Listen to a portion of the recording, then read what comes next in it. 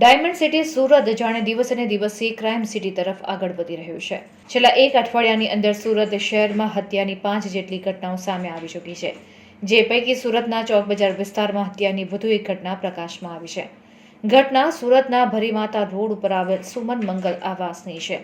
જે આવાસમાં રહેતા Mukeshsinh Jayrajsinh Parmar auto rickshaw ચલાવી પોતાના 4 સંતાનો અને પત્નીનું ગુજરાન ચલાવે છે.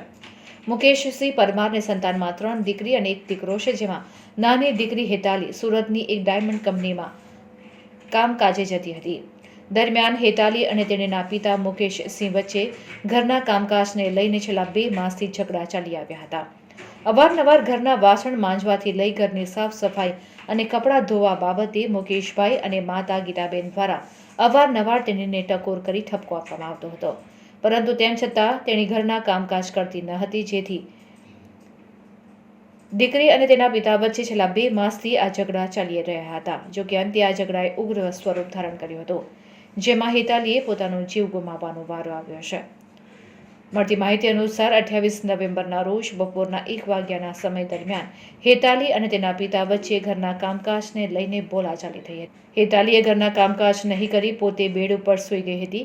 વારંવાર પિતા દ્વારા કહેવા છતાં ઘરના કામકાજ ન કરતા રોષે ભરાયેલા પિતા મુકેશસિંહે બેડ ઉપર સૂતેલી હેતાલીના કપાળના ભાગે રસોઈ બનાવવાનું કુકર વડે ઘા કરી ગંભીર ઈજા પહોંચાડી હતી. લોહીથી લથપથ હાલતમાં હેતાલીને તાત્કાલિક ધોરણે પરિવારના અન્ય સભ્યો સારવાર માટે સુરત સ્મીમેર હોસ્પિટલ લઈ ગયા હતા, જ્યાં ટૂંકી સારવાર દરમિયાન હેતાલીનું કરુણ મોત થયું હતું.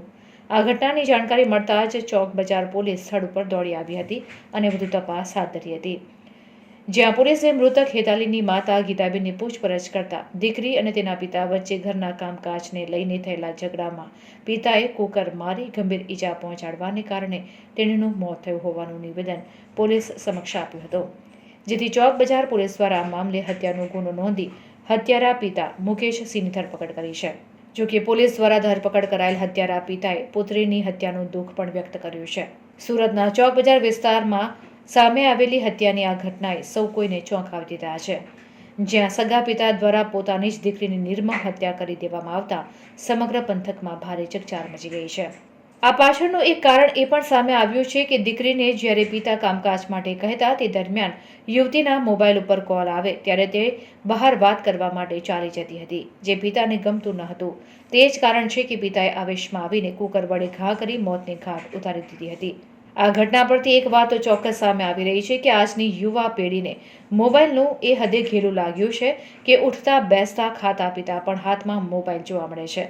જે મોબાઈલનું ઘેલું લોકોને કઈ હદ સુધી લઈ જાય છે તેનું આ ઉદાહરણ સુરતના ચોક બજાર વિસ્તારમાં બનેલી ઘટના પરથી સામે આવ્યું છે.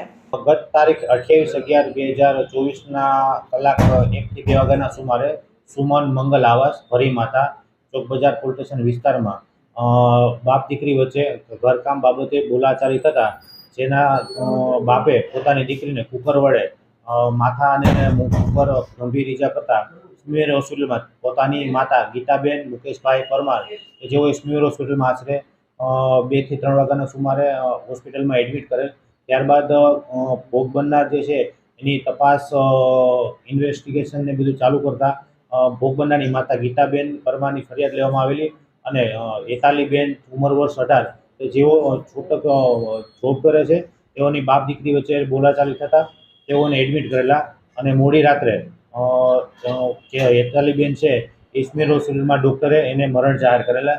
ત્યારબાદ હત્યાનો કલમનો ઉમેરો કરવામાં આવેલ અને હાલ આરોપીને અરેસ્ટ કરેલ છે. તપાસ ચાલુ છે. આરોપી જે છે એ ભાડાની રિક્ષા કરી અને રિક્ષા ડ્રાઇવિંગનું કામ કરે છે. પોતાના સંતાનમાં 2 દીકરા અને 2 દીકરીઓ છે, જેમાંથી બીજા નંબરની દીકરી હેતાલીબેન છે.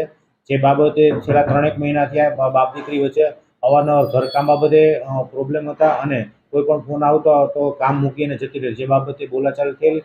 જેમાં ગઈકાલે ઉશ્કેરાઈ અને પિતાએ પોતાની દીકરીને કુકરના 10 થી 12 ઘા મારી અને હોસ્પિટલમાં એડમિટ કરતા મરણ જાહેર કર્યું. રિપોર્ટર સુનિલ ગાંજાવાલા, સુરત.